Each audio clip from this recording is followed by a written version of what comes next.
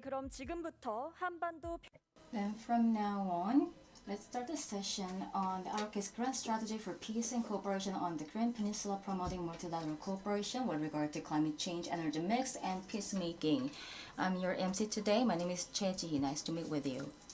First of all, let me introduce the moderator for this session, the Im professor from the National Kongju University.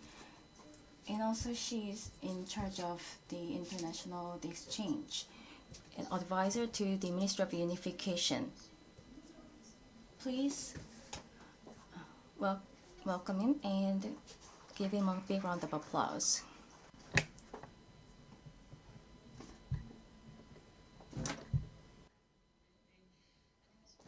Good morning, ladies and gentlemen. I'm Im Eun-jung. I'm glad to moderate this session. Thank you for taking part this session out of your busy schedule. And welcome those of you who are watching from YouTube too. So before we begin our presentation and discussion, we have a distinguished panels. We have the Mr. Chef, who are going to make a congratulatory speech today. And we also have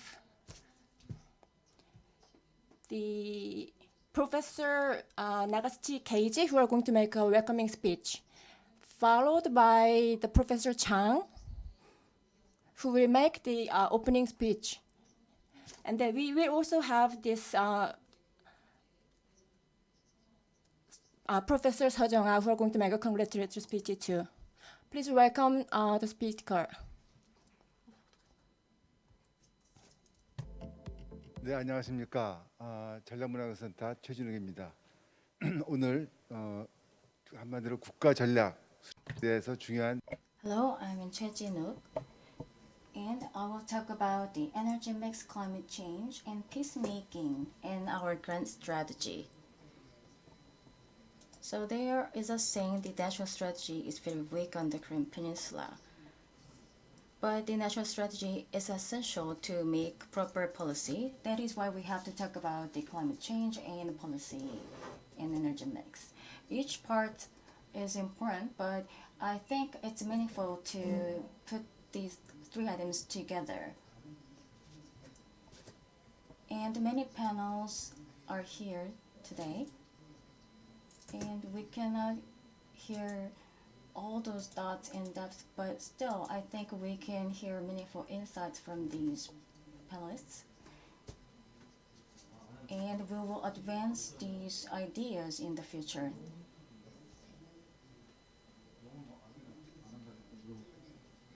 And also the interdisciplinary research will advance this achievement and research outcomes.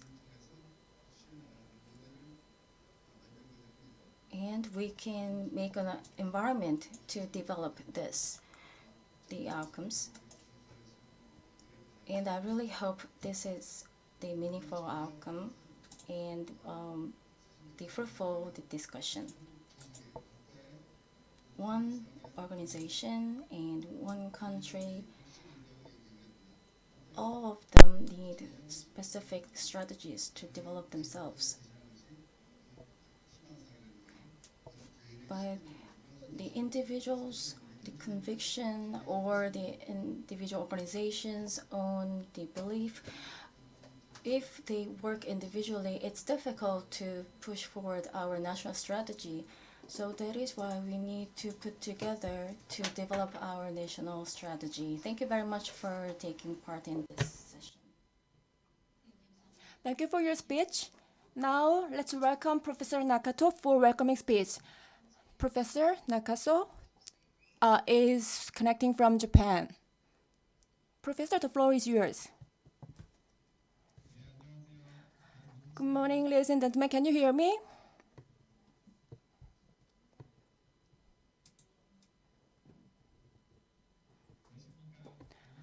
Well, I think you can hear me well. Nice to meet you, everybody. I was supposed to make a speech in English, but let me speak in Korean. I'm teaching at the Ritsumeikan University. My name is Nakasa Keiji, and my research focused in international history and international relations. Thank you for hosting this wonderful event, and thank you for your effort. Well, I think this event has two meanings. First, climate change and energy problems can be greatly discussed in this event with distinguished experts from the different perspectives. So that makes this event very meaningful. And Jejuporum itself is a globally renowned one. And especially this session has a lot of distinguished experts and researchers who can discuss very important issues together. As you know, the Korean-Japan relations are not really friendly, to be honest. In this challenging time, and a lot of relevant organizations and institutions are here together to make cooperation, which is very important. In particular, we have a Professor Chin, who has a profound knowledge in Japan and Korean relations.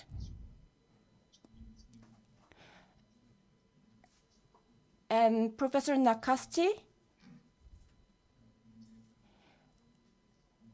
has a profound knowledge in war-related issues. So we are having difficult times in terms of Japan and Korean relations, but through this kind of passion and discussion, we can improve the bilateral relations. And all the activities from the Center for Strategic and Cultural Studies has very meaningful for these important issues. And all the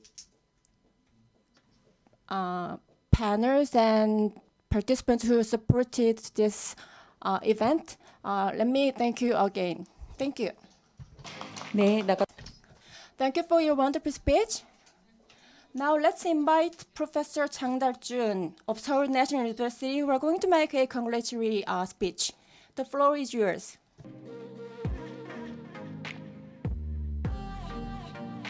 안녕하십니까. 방금 Hello. I am the Honorary Professor Chang Dal-jun from Seoul National University. Well, as I'm getting old, well, I make some the mistakes when I give a speech, so I wrote down these and brought it. Hello. I'm really delighted to take part in this special session hosted by the Kongju University and Ritsumeikan University on the RK's Grand Strategy for Peace and Cooperation on the Korean Peninsula, promoting multilateral cooperation with regard to climate change, energy mix, and peacemaking. I think this session is very meaningful because people who went through the democratization era and industrialization, this is very meaningful session, and because it's changing our daily lives. Well, we had to live with the COVID-19, and we are finding the clues to address this issue. But however, nobody thinks this is the last disaster for us. Our daily lifestyle should change. Otherwise, this kind of disaster can happen again and again. So, the carbon neutrality, climate change, sustainable cooperation, all these things are essential to address the issue. And also, many enterprises also felt the crisis to seek for profit. And widening gap, the climate change, and economic and environmental impact on the ecosystem. If we do not think on this and find solution, I think we will go for worse. So the Korean New Deal and the carbon neutrality strategies will be implemented, and I'm also understood that the enterprises are seeking for the ways to live with this kind of trend.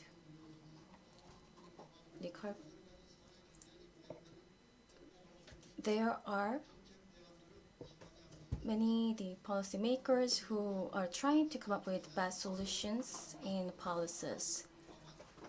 And the energy and infrastructure should be also trendsetted. And new technology and innovation should be developed.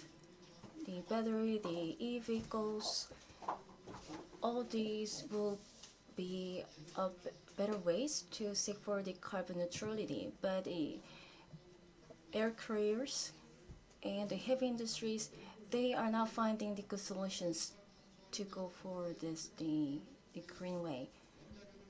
That is why we should think about how we can deal with the nuclear power generation.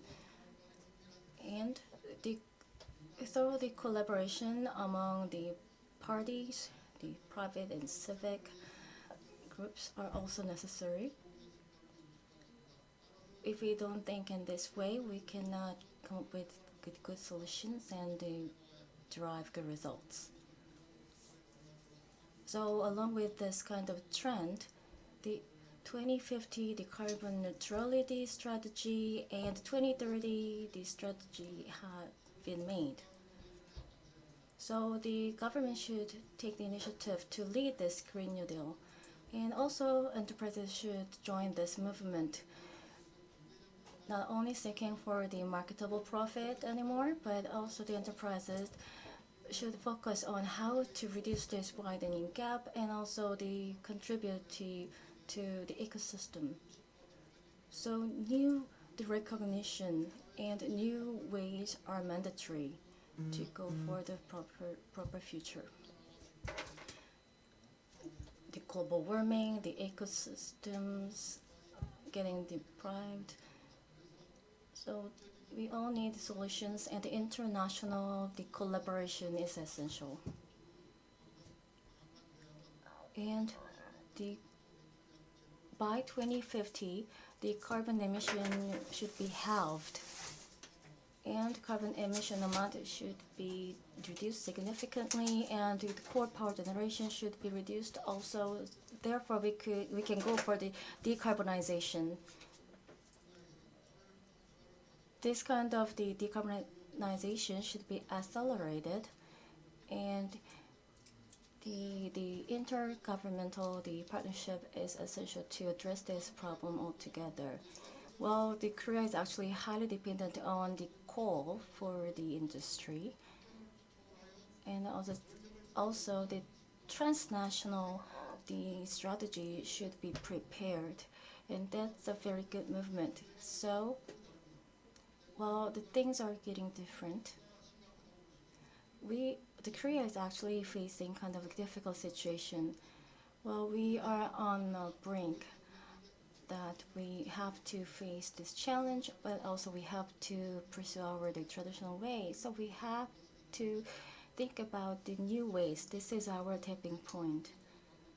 Well, the climate change addressing is very important, and we have to think about how we can deal with this nuclear power generation again. This kind of the nuclear or the hydro power generation will be also the focus. And also the infrastructure investment should focus on the solar power or other environmentally friendly power generation. The President Moon also embraced this kind of future direction. well, we cannot only go forward this kind of environment friendly only, but still we have to think about the new ways to address the climate change. And the international community is also looking at this. And while addressing the many countries actually looked at Korea how to deal with the COVID-19 the treatment and response. And at the P4G Seoul Summit, President Moon talked about the inclusive and comprehensive partnership. And I think this is also important that he took this, the partnership is very special. The climate change, the cybersecurity, and the peace process on the Korean Peninsula, they are discussed at this moment. All these issues should be discussed in depth, and through this discussion, we can put forth the national strategy. Thank you for listening. 네, Thank you for your wonderful speech, Mr. Professor Chang. Now we have Ambassador Seo for a wonderful speech.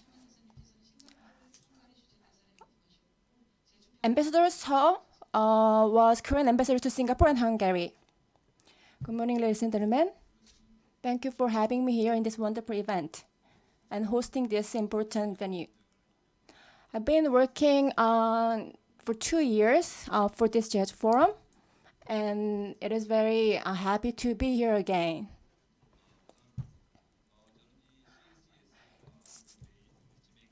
Well, today we have a very important issue discussed by Ritsumeikan University and Kongju National University, and let me congratulate for this wonderful event. So this will be very important resources for future discussion as well. And I think Korean Peninsula issues and inter-Korean relations will be further developed by the wonderful research of the Center for Strategic and Cultural Studies. And it should be highly recognized for discussions like zero decarbonization, climate change, and which will be important issues in the international arena. As for the themes for discussion, let me just point out 2 things. So national strategies for energy mix will be critical issues down the road. And G7 summit in London this time, we called it G8, meaning that Korea has a very important status in international arena. So Korea has been growing a lot in terms of energy policies as well.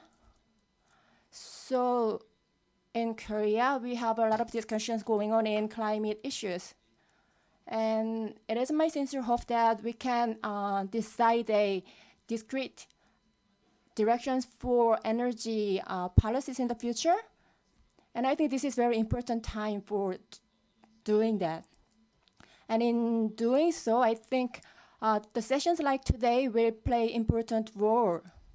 And second point is that, as I said, as an advisor, climate change and energy issues will be very important security issues as well in terms of Korean-US relations.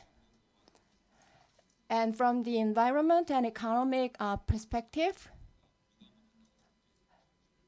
the international politics that we see today confirms the importance of the international politics as well. And if you see the joint declaration of the Korean-US summit, it reminded again the importance of environment and climate change again. So I think these issues will be taking part a very important status in the future as well. And in terms of US and China relations, the climate change can be a favorable issues or the other way around, which we should pay attention to. So in terms of competition between the US and China, Korea needs to be very careful and be more vigilant in coming up with a discrete policies in climate change and environment.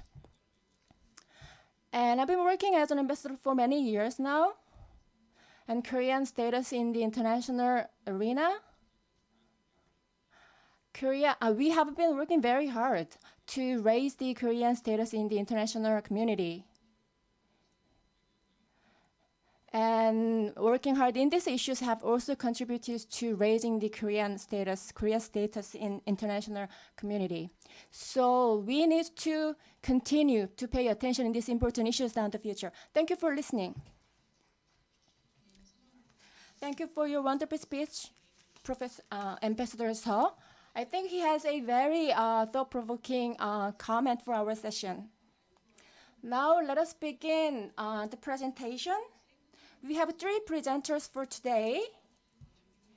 Well, first we have Ambassador Yu for climate change. Ambassador Yu used to be working as an ambassador for climate change, and he served as ambassador of the ROK to the state of Kuwait. He will be joining from online, and followed by his speech, we will have Professor Im Man-sung of KAIST. He's working at Korea Atomic Energy Research. And our last but not least presenter is Director Jin Chang-soo of Japan Studies at Sejong Institute. Director Jin is working as a researcher of international relations at the University of Tokyo in 1980s.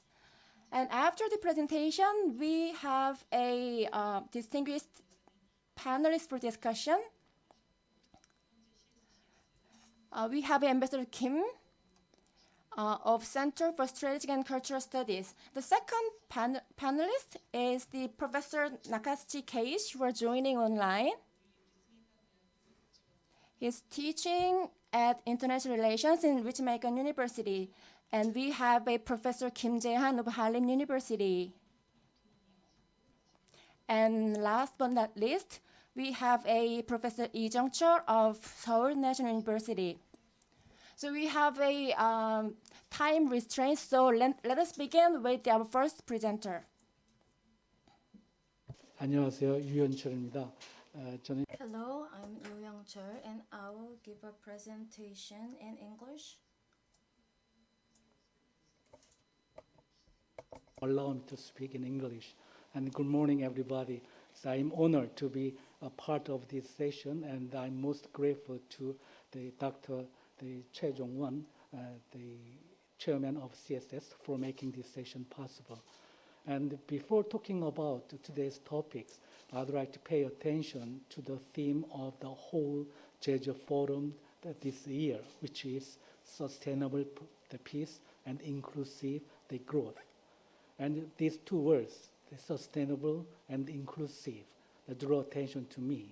This is because most global goals we are setting and the new climate regime, as well as the theme of the P4G Seoul Summit held in the last month, can be characterized by these two words, sustainability and inclusiveness.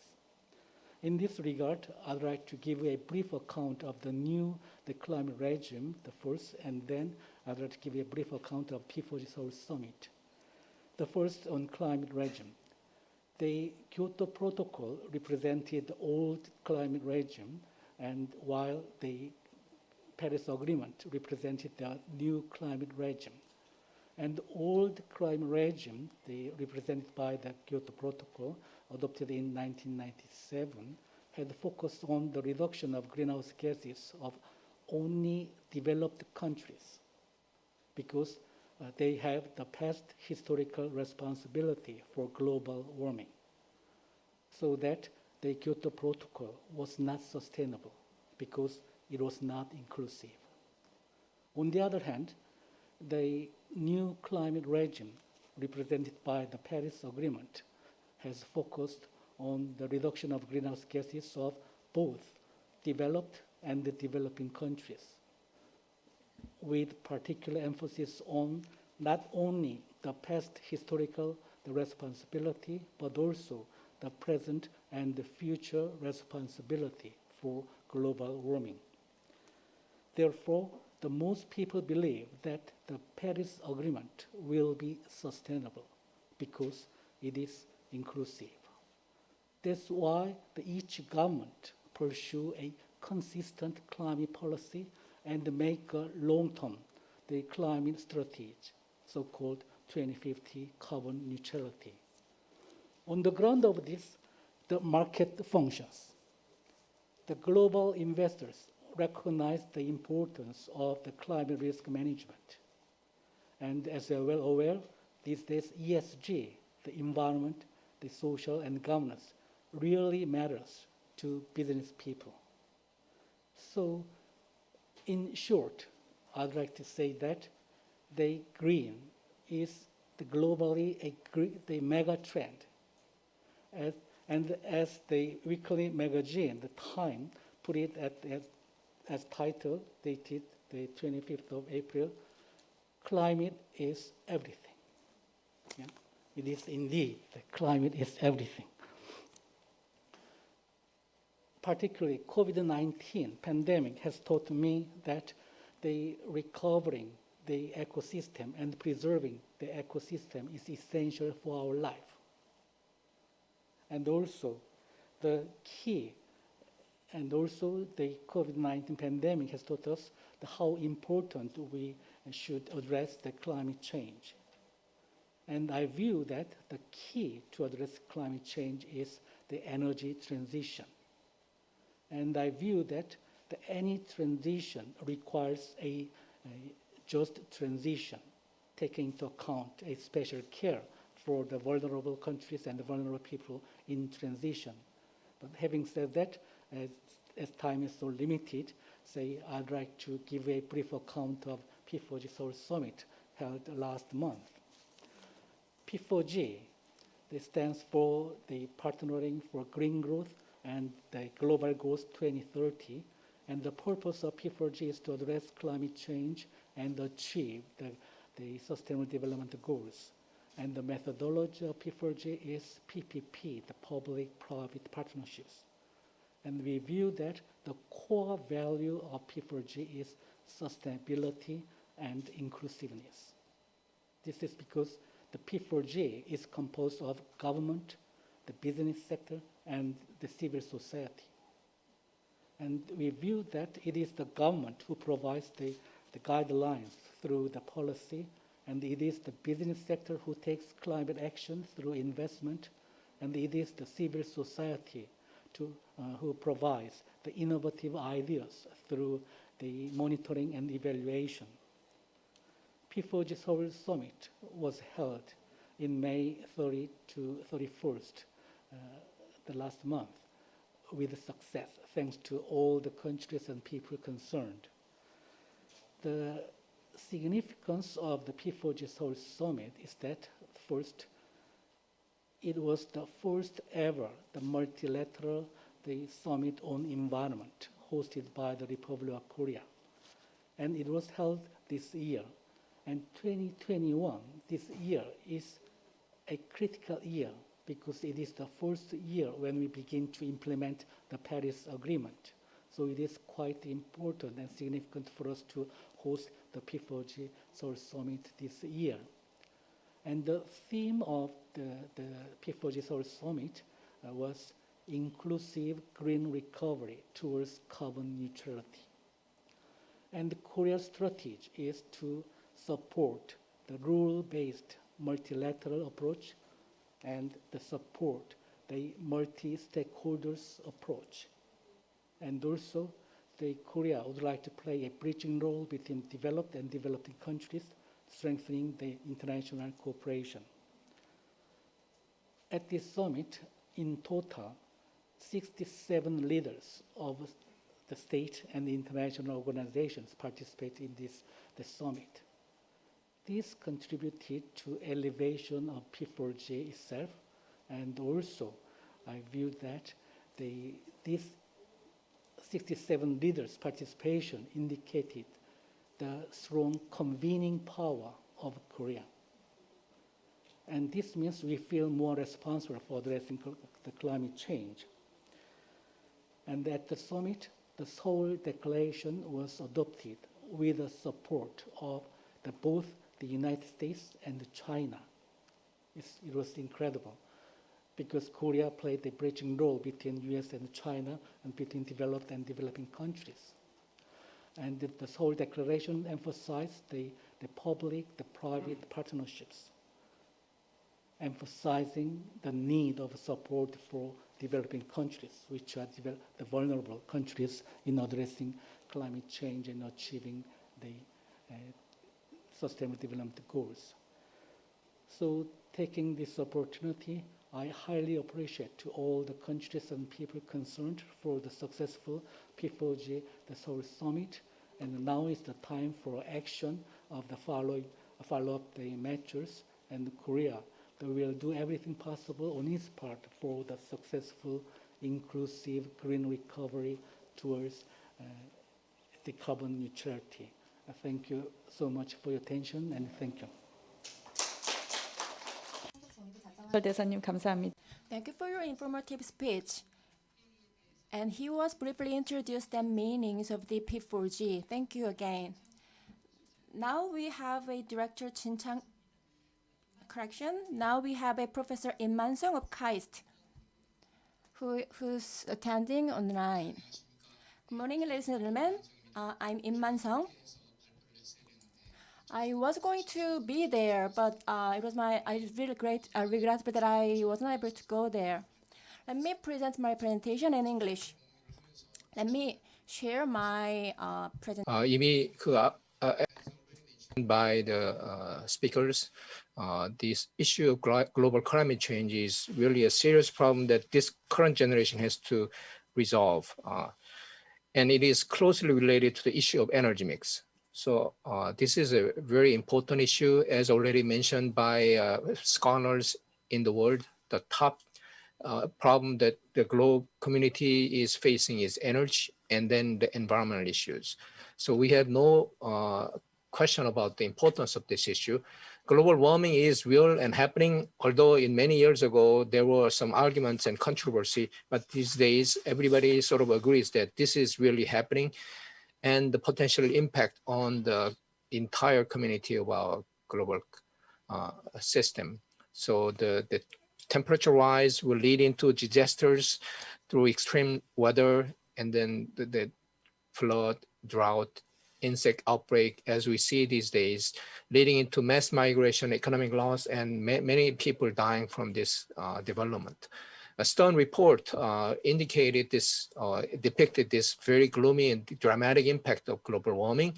Hopefully we can avoid things like this happening in the future. So what are the options we can take to manage this risk? Here, this slide indicates several approaches, starting from changing needs, changing wants, and up to changing impact. But I think today we're focusing on the issue of changing technology. How do we mitigate the release of the greenhouse gases? So this slide indicates the main source of greenhouse is really carbon dioxide. And it is mainly coming from anthropogenic sources like energy supply, transportation, industry. Today, so we're going to mainly focus on the issue of energy in relation to this issue. In terms of using energy, basically everything we do requires energy. And also which countries use more energy. For example, United States, which is only 6% of global population, consumes more than 35% of energy, which is really indicating disparity and inequality. And the energy is really a part of our life and maybe really important for quality of life. So according to these slides showing the relationship between Human Development Index, a composite index representing health, education, and living standards, as people's energy consumption increases, the quality of life represented by this Human Development Index increases. And UN is suggesting that every people on this planet deserves to have 80% of Human Development Index. Well, here is where we are in terms of energy generation. So this is how much energy we are generating today. And then to reach 80% of Human Development Index for everybody, we need to double the energy production. If we want to have an energy quality of life equivalent to West European countries, then we have to triple it. If we want to have something similar to what United States enjoys, we need to produce more than 6 times of our current energy generation. So what are the options for such energy generation? Well, as we all know, we are heavily dependent on fossil fuel-based energy. So most of our energy currently comes from fossil energy, and there is no question about that or no argument about that. And that is still continuing. Coal, natural gas, oil, they're all increasing, although renewable energy is really rapidly increasing in terms of its utilization in the world. But then nuclear and hydro, everything is increased. So unfortunately, we don't have any other silver bullet beyond these technologies. So what are the options? This slide shows the pattern of energy substitution in the past. One particular source of energy is selected and utilized by the global community, and once it reaches a peak, it declines, its importance declines. It takes several decades for technology to reach this peak. So we had wood, coal, oil, and gas, and nuclear power, and renewable energy, each representing some dramatic development in human history. First industrial revolution, second industrial revolution, third industrial revolution, and now today we're talking about fourth industrial revolution, which is much more energy intensive development. Who's going to produce that energy? This is also these days a common sense knowledge that the fossil fuel produces a lot of greenhouse gases. And although there are uncertainties, basically natural gas still produces a significant amount of natural gas, carbon dioxide compared to coal. And then so-called low carbon energy technology includes wind, hydro, nuclear, and solar power. So definitely there is a need to move toward the low carbon energy system. This slide shows the comparison of energy, so-called energy density.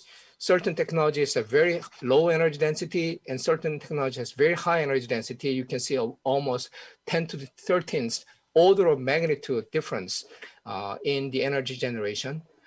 So if you want to really supply the energy demand using low density energy, you have to have a very large number or large area of capacity to produce the amount of energy that is needed.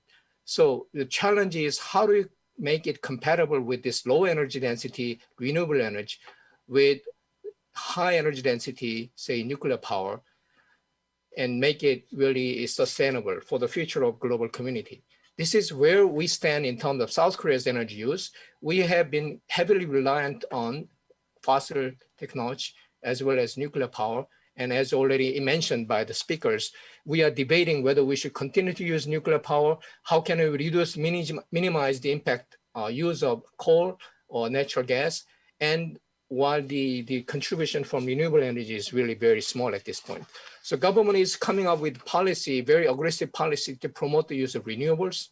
7th, 8th, and 9th basic plan for long-term electric supply and demand. The 9th plan shows dramatic increase in renewable energy and sort of corresponding increase in LNG and dramatic decrease in coal and nuclear power. Is this sustainable? Is this something we can achieve? The problem of expanding variable renewable energy, I put variable because it's intermittent energy source. It increases systems instability.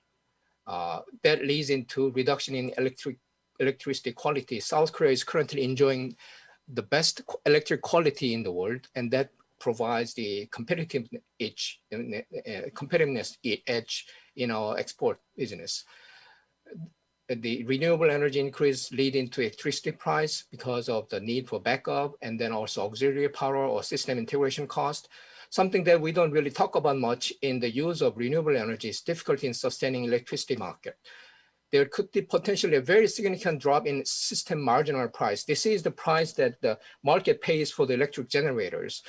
Many times when you have a very large penetration of electric and renewable energy, system marginal price becomes negative. So basically this indicates potential crush in the electricity market.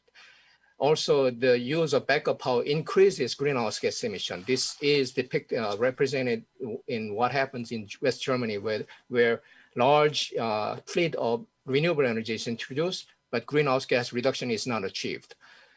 People say energy storage is a solution. So why don't we just use the electric energy produced from renewable when it is shiny or wind is blowing through electric storage?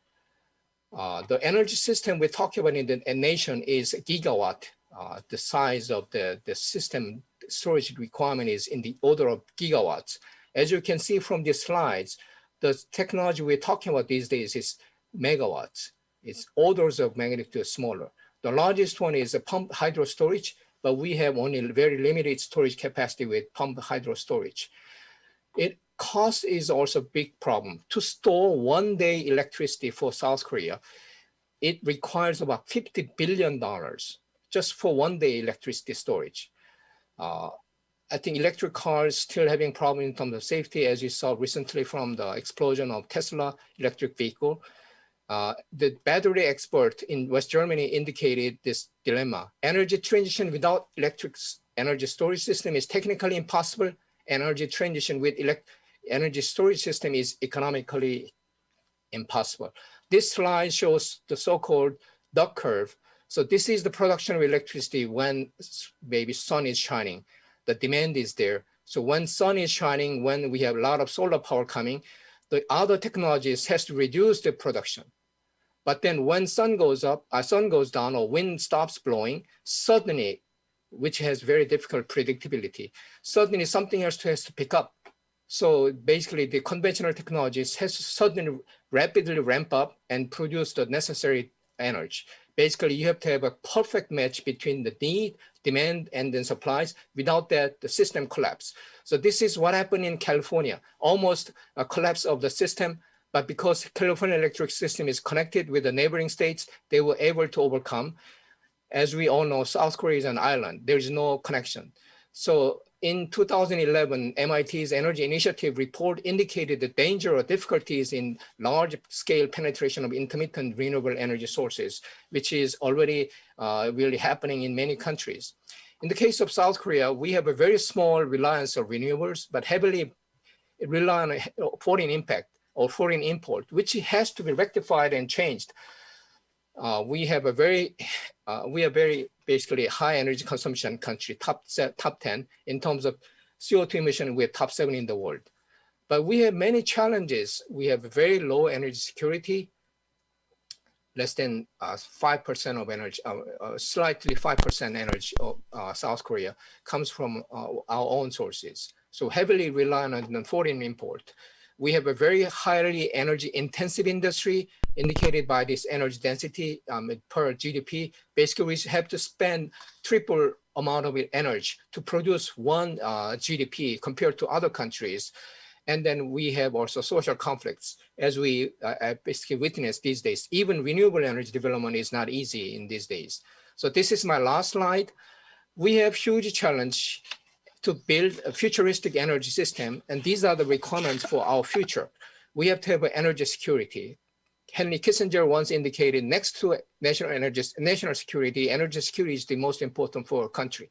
We have to have our own domestic technology, domestic resource, and enough reserve capacity with safe, reliable, and resilient capability. We have to be able to sustain the development using some cost-effective technology with high quality, with less impact on public health and acceptance. But we have to also work with the global community to minimize the global climate change impact. So this requires very sophisticated orchestration between policymakers, energy technologies, industries, and also research communities to find the way forward. Thank you very much. 네, 임만성 교수 아주 짧은 시간에 굉장히 컴프리헨시브하게 아주 포괄적으로 presentation and the Korea's challenge.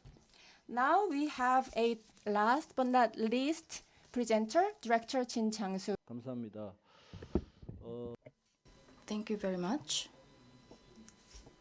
First of all, I would like to extend my deepest gratitude to the president of the Center for Strategic and Cultural Studies, the Jeju, and also the Professor Im Eun-jung. Energy system in 하고 있는 일본의 사례를 중심으로 해서 국가 전략의 여러 가지 교훈을 얻는 것이 저의 그 발표라고 할 수 있습니다. 우선 에너지 시스템의 전환. As you know, energy system has a great impact in economic ecology and international politics, but each and every country has a different structure in terms of energy transition policy because they do have a different social consensus process and they do have a different awareness in energy system cleanness. And they have different levels of acceptance of social cost. So if we take a look at the case of Germany and the UK, they have expanded the renewable energies in order to bring down the proportion of the nuclear energy. And the countries in East Asian region, like Japan, we have a limitation in renewable energies. So we still have not a low dependence on fewer consumptions. So in terms of other countries like Germany, they tried to bring down the CO2 emissions early 1990s. But countries like Japan, it is kind of not very bright that if we can really achieve this energy goal.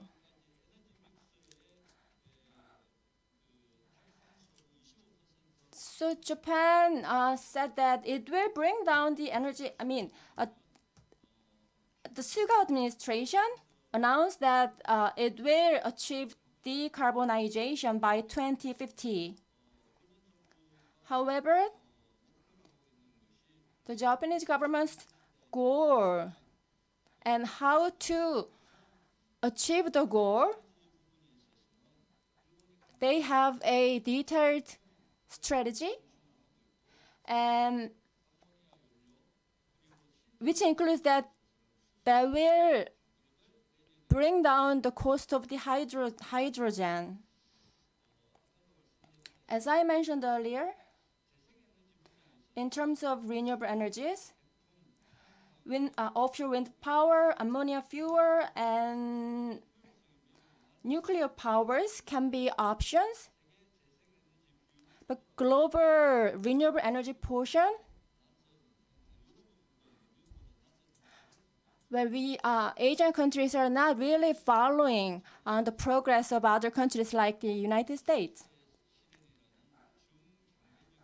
So in terms of mid and long-term perspective, Japan tries to realize the hydrogen society. So in manufacturing industries, where skilled employees can be utilized in order to realize the hydrogen society.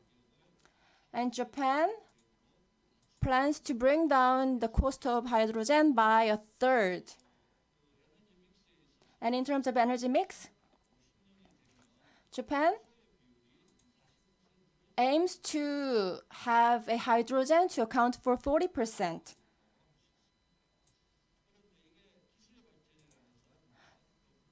But technological development, we cannot exactly predict the technological development. So another option for Japan is to have a nuclear power again. In the beginning, But now, in Japan, nuclear power accounts for more than 20%. Oh, that's Japan's goal.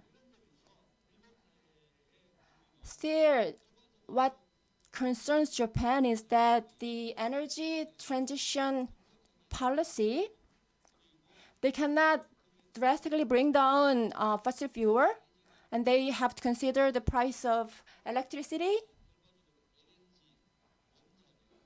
Under the circumstances, they should continue to use the other fossil fuels. And what that implies to Korea. As Professor Chang mentioned, we need to rediscuss the nuclear power generation. And in terms of clean energy, we need to talk about the safety and cost of the nuclear power generation. Secondly, in terms of new renewable energies, the private sector should lead the development in renewable energies. However, national resources and national direction should be suggested. And thirdly, in international politics, we need to pay attention on the energy system transition and how that changes international politics. Up until today, oils and natural gases have been our focus. However, from now on, how to supply the electricity in a more stable way will be a main focus of international community. So having self-sufficiency of electricity is very important. So how to achieve stable provision of electricity will be also very important issue for Korea as well. In that regard, we need to have a new awareness on the resource diplomacy. We need to improve better diplomacy with countries with abundant energy resources. And in terms of hydrogen, we need to think about the right to use hydrogen as well. As mentioned by other speakers, we also need to consider, we need to come up with a new social awareness about the cost of energy transition. As energy transition is made, it could create it could cause many people to lose their jobs. So for that matter, we need to think about just transition system. And by raising social awareness, we need to come up with a social consensus on this energy transition. Thank you for listening. Thank you for your informative presentation. Well, I think Japan is a very apt case because we have many things in common. Now let's move on to discussion. We have a time constraint. So I think each panelist have approximately 3 minutes to make their point. Now let's begin with advisor Kim Chang-bom. Thank you very much. All those speakers mentioned this already, but the climate change is the global challenge. And as being selected as a panelist, as a diplomat, I would like to emphasize on the political security and the global collaboration. It will be my focus. And global resource and Northeast Asian international cooperation. So from the global level, well, a lot of governments are putting lots of efforts, but in terms of the global collaboration and the response are treated that it's not enough yet. Some are saying it's just kind of like the moderate level of efforts. But through the P4G Seoul Summit and other international forum, we are trying to emphasize our global efforts. But how can we emphasize and strengthen the international collaboration? So we need a specific action plan. How can we upgrade it? So that will be our challenge at the moment. And Dr. Jin shared the Japanese case, and I totally agree with his speech. Last April in Washington, the new partnership was adopted. And in the process, we have to note the CORE, comparative and the reliable collaboration, and the clean energy and green growth, and these things will be the topic. So the civic groups are moving in this way, and in May it was held virtually. Japan-EU summit was held, and Japan and EU made a green alliance. The core of the green alliance is the multilateral collaboration and clean energy and hydrogen-related collaboration. So hydrogen-related ecosystem will be the topic of the new kind of the partnership. In terms of the global collaboration, not only the climate change agreement implementation, but at the level of the nation and international collaboration, we have to make significant strides. So that was the topic, and also including the China and Mongolia and some other Korea. All these countries should get together, and the regional cooperation is not enough yet. So the high-level summit can be implemented, and the Northeast Asian, the carbon market can be established. Asia super grid, which go across the Northeast Asian continent. And on these topics, we need specific discussion on these matters. And there were a lot of attempts, but in fact, because of the vulnerability in the Southern Korea, the relations, but we have to think about how can we move forward in this matter. Thank you for the time. Thank you. Now let's invite Professor Nakachi, who's joining online. Professor Nakachi, you have 3 minutes. Today, on this very wonderful occasion, it is said that usually Americans will start a speech with joke, and while Japanese start speech with excuses. And I'll do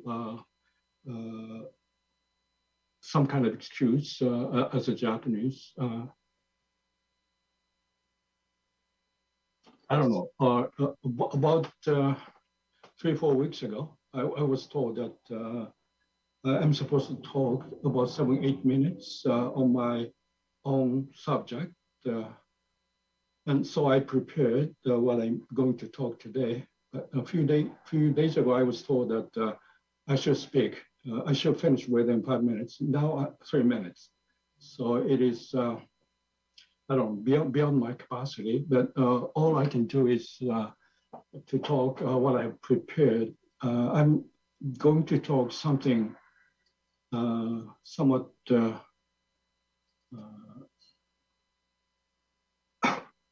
different topic from previous presenters. What I'm going to talk about is avon victims in Korea. Okay. Why avon victims in Korea? Both wars and environmental deteriorations are security questions for human beings as well as nature. Those issues are quite often not limited to national boundary, but international. Okay. Nationalism or national interest, however, often intrude in our effort to solve questions. One such example is avon victim in Korea. Okay. Over 80,000 Koreans lived in Hiroshima in 1944. Most came as immigrant workers. Around 6,000 were slave lives. Okay. 70% came from Hapcheon. Hapcheon is a little county in Gyeongsadong, 2-hour drive from Busan approximately. Many lived at Minami district in Hiroshima, so they lived together actually, and became victim of avon dropping. 80% left Hiroshima in 1945. 2,300 survived today. Okay. So that means, of course, after 70 years, it is natural that most of them died by now. Their situation in Korea after return, they suffered from improvisation, inappropriate medical treatment, and double discrimination against avon victim, and they're counted as a sort of half Japanese. And victims of Korean War, of course, overwhelmed their presence. Okay. And the Korean government obviously needed to take care of the victims of Korean War. So they were totally forgotten in a sense. And two important laws are passed in Japan. 1957, Act for Medical Treatment for Avon Victims in Japan, and the Act for providing living expense in 1968, 20 some years after avon dropping. And Japan-Korea basic treaty, I guess I don't have to repeat. And NGOs were somewhat active in Japan. They provided help to avon victims in Korea, but naturally they suffered shortage of manpower and money. In 1970, a person called Mr. Sun Jindo smuggled illegally into Japan to apply avon pocketbook. Avon pocketbook is something to prove you are avon victim and shows he or she is eligible to receive governmental assistance.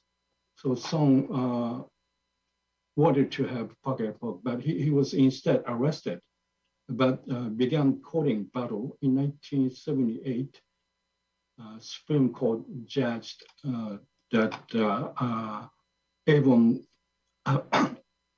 victims, the act for medical treatment of avon victims has a national compensation character as well as welfare. The Japanese government claimed that those help were welfare purpose. Okay. Based on that such idea, in 1974, Ministry of Health in Japan notified that avon victim who immigrated out of Japan will lose the right to receive allowances based on actual living expense. Okay. But the criteria for issuing pocketbook had changed. Two witnesses. You need two witnesses to be proven you are avon victim. And strangely enough, 1 out of 2 should be Japanese, as well as avon victims, overseas avon victims are concerned. Number 2, legal entry. You have to enter Japan legally, not for tourist visa, but for medical treatment. So they had to come to Japan to receive assistance. Government-sponsored visit of avon victims in Korea started. Avon victims in Korea now became able to come to Japan to receive medical treatment, but that lasted only for 5 years. Only 349 victims received such treatment. The the visit, sponsored visit, ended because that Korean government didn't like the arrangement. The Korean government was supposed to pay travel fee, while Japanese provides the medical treatment. That arrangement, the Korean government didn't like it. In 1940, the Japanese government pledged to provide $4 billion, partially because to respond to the request from President Nat'l at that time, I think. 1995, comprehensive law for Avon victims protection passed the Japanese diet, and in 2002, Osaka High Court judged a stopping of assistance because they are living in outside of Japan was against Constitution. And 2003, 1974 notification by Ministry of Health was abolished. And 2005, Fukuoka High Court judged unconstitutional that the government did not allow victims to apply for pocketbook from overseas. So now it became possible for Korean victims to apply from Korea, from a Japanese consulate, for example, in Seoul. Okay. And so all those lifting of restriction took place last few years, actually. And the ROK government in 2018, only 3 years ago, began its first study of Avon victim in Korea. Okay. Conclusion, a terrible bureaucratic red tape occupied history. Japanese government changed its policy only after court battles. ROK government was not active either. NGOs should be appreciated highly because of high morality, high moral standard, but short of resources. National boundary sustained inequality between Japanese victims and overseas victims. Thank you very much. 네, 감사합니다. 시간 관계상 Thank you for your wonderful presentation. 안녕하세요, 김재환입니다. 네, 오늘 나왔던 이야기를 좀 다른 관점에서 보충하는. I am Kim Jae-han. I will talk about the future direction and the strategies that we have to push forward. I will focus on the energy mix. When we say energy mix, we have to think about how shall we mix all these energies. So I think, well, it's the organizational mix. Well, the administration mentioned about the convergence, and actually I took part in that the strategy a lot. And when we make decisions, well, the convergence topic was actually excluded in the strategy. So as a part of the committee, I became to wonder, is it really the proper energy mix? So I think the organizational mix is essential to make proper the policies, and in terms of sustainability, that's also important. But I think I'm kind of like in different the stance. The best way to make the international agreement. Well, unlimited use is actually needed, and all governments should take part in. Well, the international politics scholars already mentioned that the Kyoto Protocol will be kind of a failure because only few countries were taking part in. So many the policymakers and the scholars were discussing this. The exclusiveness is important. However, but I think the organizational mix is important. Security and the energy is important, but when we think about the traits of energy, it's not driven by the market, but the government is providing the energy and it's also setting the price of the energy. So to go for the new future, we have to make a kind of solution when we think about that from the kind of the private perspective.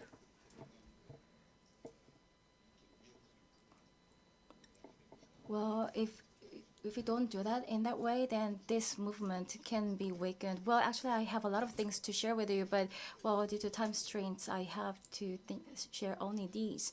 But I think this strategic thinking is very important, and the organizational mix is important. I'm sorry not to give you enough time. Now we have Professor Lee Jung-chul.